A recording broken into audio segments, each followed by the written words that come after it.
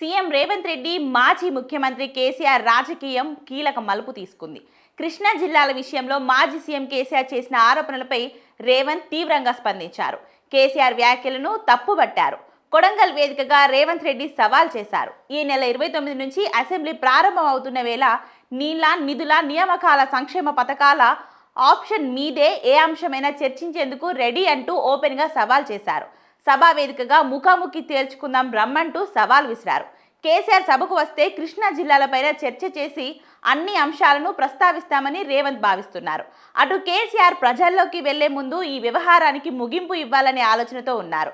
ఇదే సమయంలో కేసీఆర్ సైతం ఈ వ్యవహారంలో ముందుకే వెళ్లాలని భావిస్తున్నట్లు పార్టీ నేతల సమాచారం.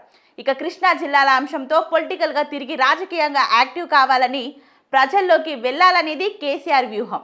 నల్గొండ, రంగారెడ్డి, మహబూబ్ నగర్లో సభలకు రెడీ అవుతున్నారు.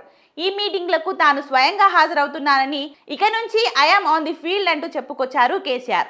కాగా ఈ సమయంలోనే అసెంబ్లీ సమావేశాలు ఖరారయ్యాయి. సభకు రావాలని రేవంత్ సవాల్ చేశారు. దీంతో కేసీఆర్ సైతం అసెంబ్లీకి వెళ్లాలనే ఆలోచనతో ఉన్నట్లు పార్టీ నేతల సమాచారం. దీంతో ఈ నెల 29 నుంచి ప్రారంభం కానున్న అసెంబ్లీ సమావేశాలకు కేసీఆర్ హాజరవుతారనే రాజకీయంగా కీలక పరిణామాలు చోటు చేసుకునే అవకాశం కనిపిస్తుంది.